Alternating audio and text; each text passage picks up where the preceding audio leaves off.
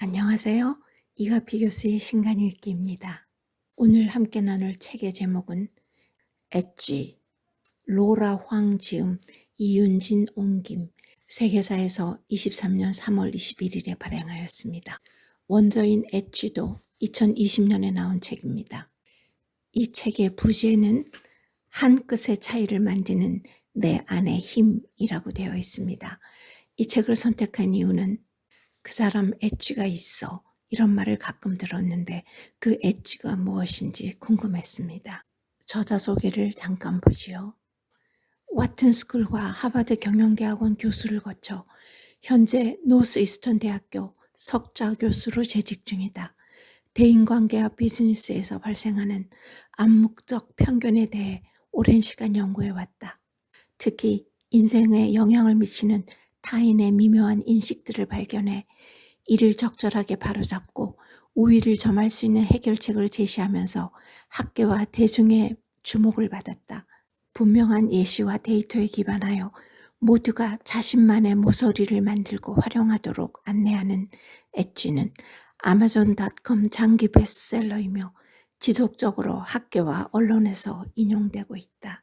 저자는 대만 이민 2세대로서 겪은 본인의 이야기와 다른 평범한 사람들의 이야기를 예시로 들면서 이 책을 꾸려나가고 있는데요. 그러나 서문에서는 유명한 두 사람을 들고 있네요. 한국어판 서문에서는 BTS의 RM 김남준의 얘기를 하고 원래 서문에서는 일론 머스크를 사로잡은 순간을 이야기합니다. 엣지는 enrich, delight, guide, effort의 머리글자를 연결해서 탄생한 단어로 타고난 재능이 없는 사람이라 할지라도 난관에 부딪히거나 삶의 중요한 상황에서 스스로 유리한 위치로 나아가는 방법을 아는 것을 가리킨다. 즉, enrich의 E는 자신의 가치를 제대로 전달하여 불리한 상황을 개선하고 delight, D는 나를 평가하거나 나에 대해 편견을 가진 사람들에게 진정한 기쁨을 선사함으로써 가이드의 G, 타인 스스로 나에 대한 생각을 바꾸고 편견을 없애도록 이끄는 것을 가리킨다. 마지막으로 이 모든 것을 쌓아나가기 위해 나 자신에 대해 올바르게 이해하고 거짓 없이 스스로를 내보이면서 자신이 택한 길을 가기 위해 effort, 꾸준히 노력하는 자세가 필요하다는 것이 엣지의 핵심 개념이다. 일론 머스크와의 첫 면담 얘기를 조금 해볼까요?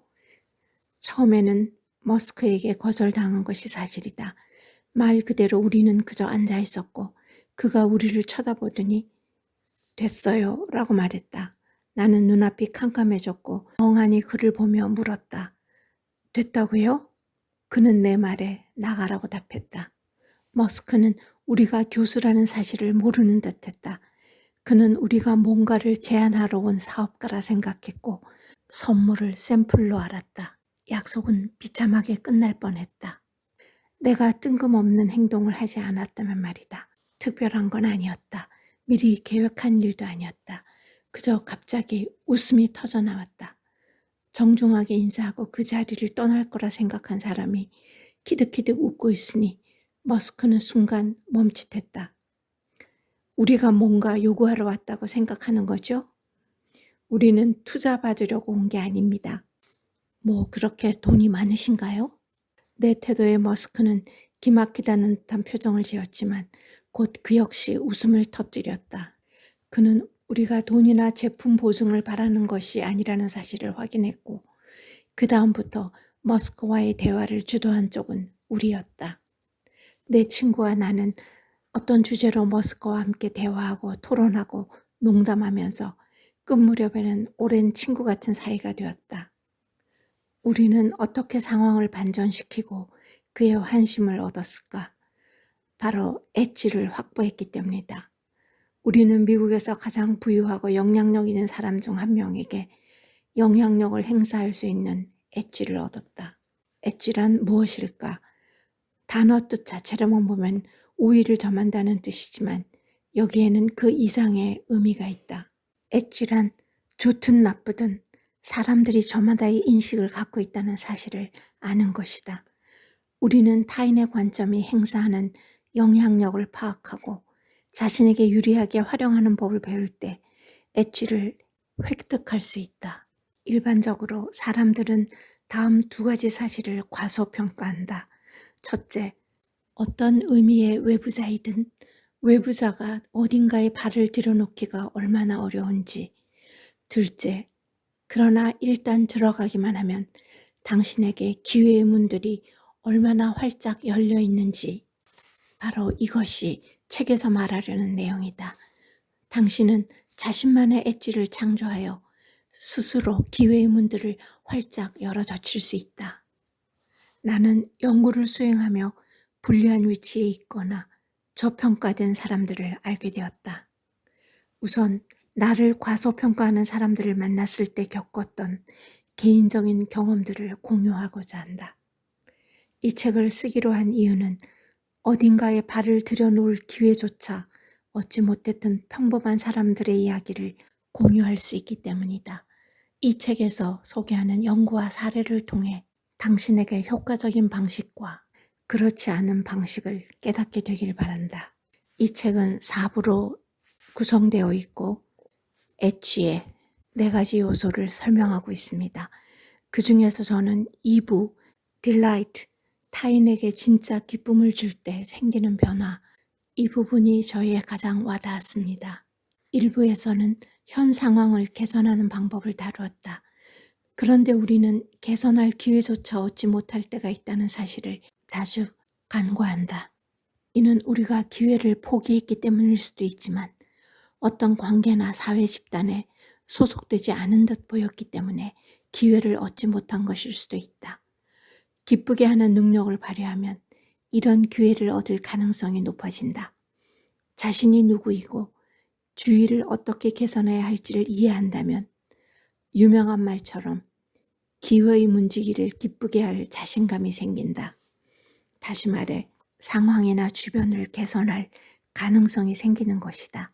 머스크를 처음 만났을 때 나는 그에게 내가 도움을 줄 수 있는 사람이라는 사실을 알릴 방법이 없었다.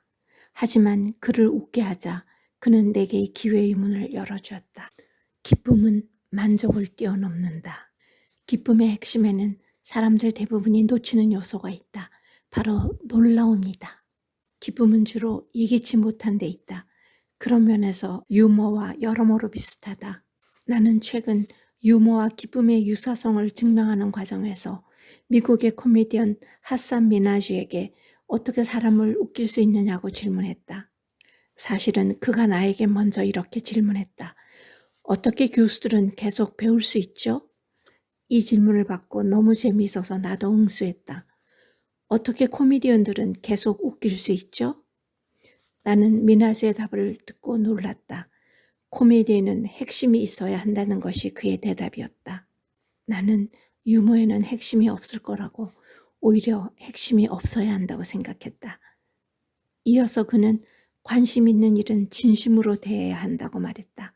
유머를 진심으로 사용하면 사람들이 문을 열고 마음을 움직인다는 것이다. 저자는 기쁨을 주는 능력을 기를 수 있는 4가지 방법을 제시합니다. 첫째, 기쁨을 주기 위해 우선 의외성을 찾아라. 일상에서 낯설고 색다른 면을 찾는 연습을 하자. 둘째, 지나친 준비는 피하자.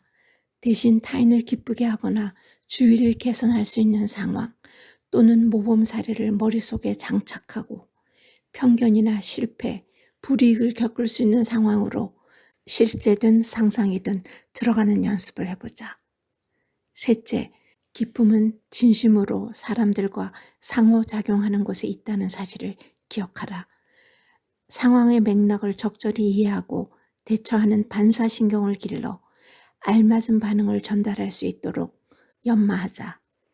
넷째, 즐겁다는 생각이 떠오르는 사람, 물건, 상황을 찾아보라.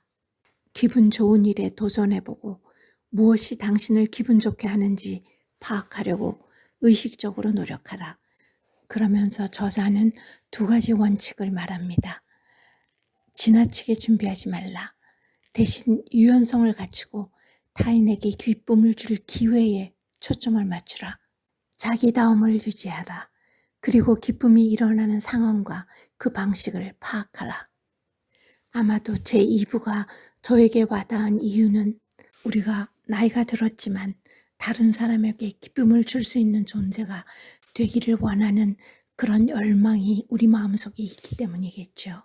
이 책을 읽고 난 저의 결론은 이렇습니다. 먼저 자기 자신을 파악한 후 생각하면서 나만의 모서리를 가지기 위해 노력하라는 것입니다. 이 책은 지금 막 대학 생활을 시작한 젊은이들과 자신이 평범하다고 생각하는 사람들에게 적극 권하고 싶은 책입니다. 감사합니다.